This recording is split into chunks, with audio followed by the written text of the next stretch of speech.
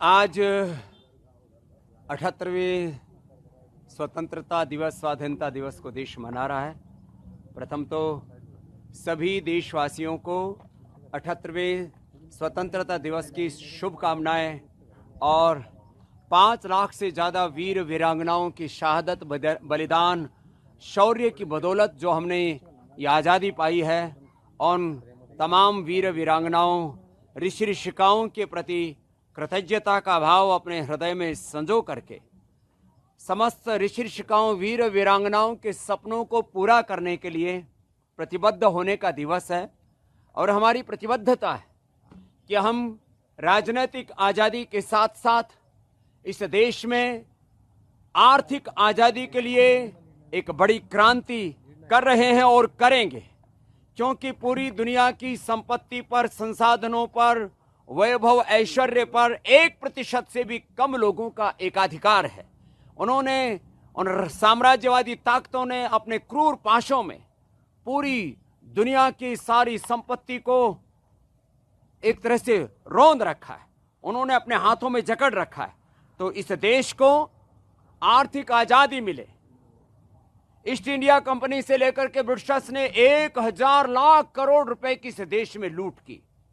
अभी भी लाखों करोड़ की अर्थव्यवस्था पर भारत के शेयर मार्केट से लेकर के, भारत के एफएमसीजी सेक्टर से लेकर के ऑटोमोबाइल, मोबाइल, एग्रीकल्चर इंडस्ट्री में एमएनसीज का बहुत बड़ा आधिपत्य है। और किसी भी स्वाधीन राष्ट्र के लिए बहुत शर्मनाक होता है कि उस देश की अर्थव्यवस्था यदि आजाद नहीं होती है, विदेशी हाथों की गुलाम होती है, तो कभी भी देश पूर्ण सम्मान और स्वाभिमान के साथ, पूर्ण आजादी के साथ जी नहीं सकता है।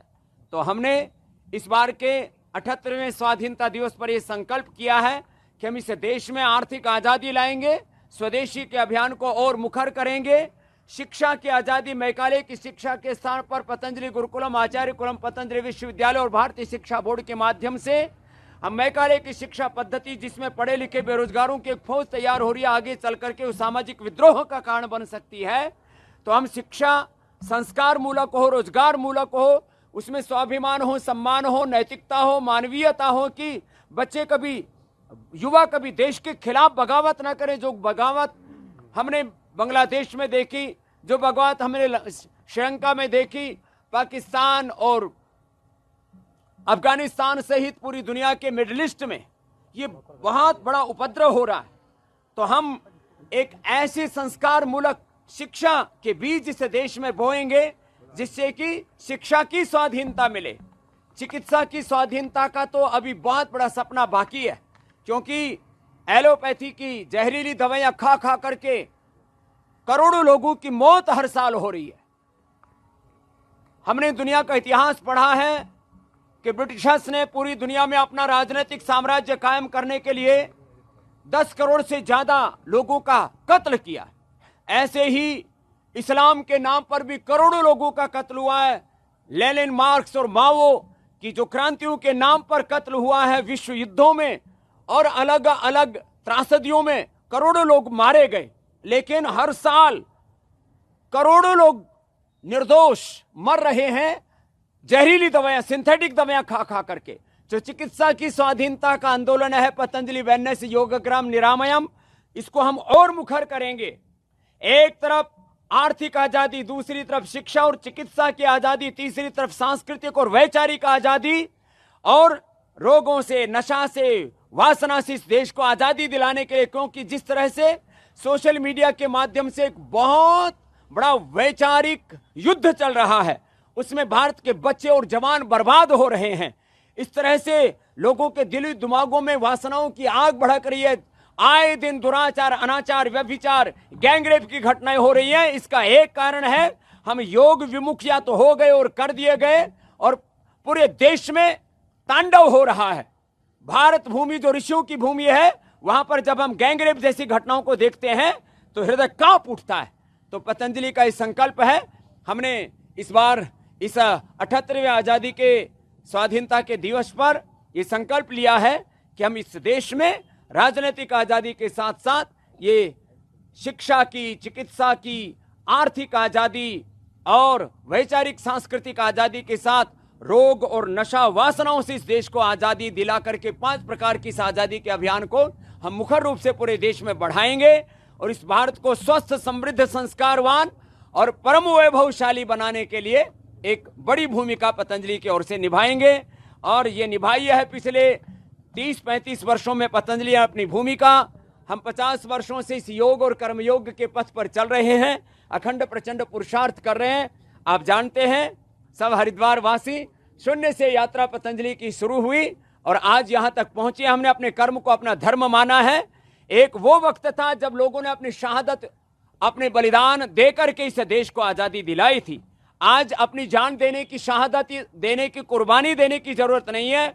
अपने कर्म से, अपने कर्म को अपना धर्म मान करके राष्ट्र धर्म के रूप में अखंड प्रचंड पुरुषार्थ करते हुए भारत को सशक्त बनाने की आवश्यकता है और वो भूमिका पतंजलि निभा रहा है। अमेरिका ने सब कुछ करवाया, इस बारे में क्या कहना है? देखो, भारत की आजादी के लिए भारत के वीर वीरांगनाओं ने अपने प्राण दिए हैं।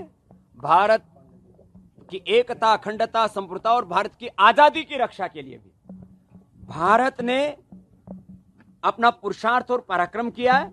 हमने आजादी किसी की दया और रहमत से नहीं पाई और आजादी की रक्षा भी हम खुद करने में सक्षम। देखो, जो बांग्लादेश में हुआ, जो इससे पहले श्रीलंका में हुआ और अलग अलग मिडिल ईस्ट के कुछ देशों में हुआ, इसमें वैश्विक ताकतें अलग अलग प्रकार के षड्यंत्र करती रही हैं, आगे भी करेंगी। एक ही समाधान है, भारत की एकता, अखंडता, संप्रभुता को हम बना के रखें, भारत को इतना शक्तिशाली बना लें कि भारत या भारत के जो पड़ोसी देश हैं वहां पर कोई षड्यंत्र ना कर सकें।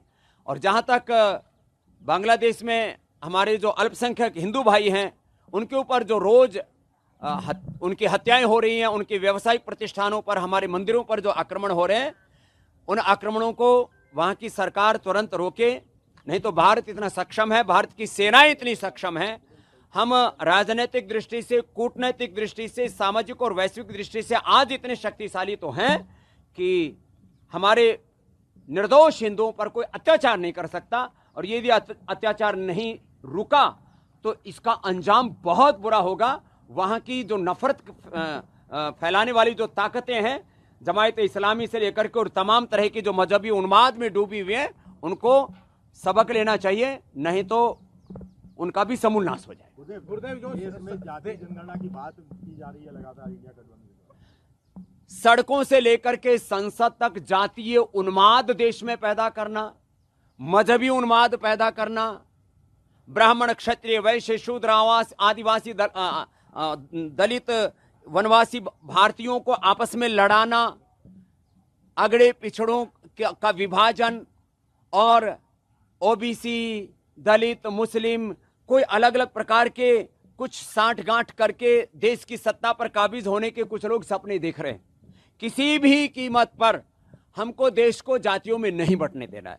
किसी भी कीमत पर देश में मजहबी उन्माद, जातीय उन्माद, भाषावाद, प्रांतवाद और अलग अलग प्रकार के वैचारिक उन्माद और मजहबी उन्मादों से इस देश को बचाना है। इस बार के स्वाधीनता दिवस पर यह सबसे बड़ा संकल्प लेना ही होगा। सरहदों पर जिस तरह से तस्वीरें सामने आ रही है, हमारे उत्तराखंड के भी कैप्टन शहीद हो गए। देखिए, सरहदों की रक्षा के लिए ये शहादत का सिलसिला अभी भी चल रहा है, लेकिन यह किसी भी समर्थ देश के लिए शोभनीय नहीं है। इसलिए हमें ऐसे प्रयत्न तो करने ही पड़ेंगे, हमारे जवानों की कम से कम शहादत हो।